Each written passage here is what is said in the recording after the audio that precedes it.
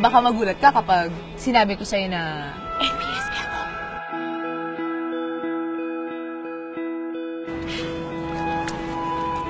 Hindi naman ako magugulat kung NPSP ka. Naghihintay lang ako. Waiting lang.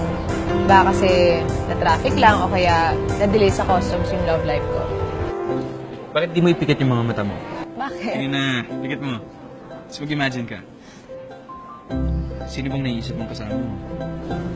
Sino ba gusto mo imagine mo? Ako.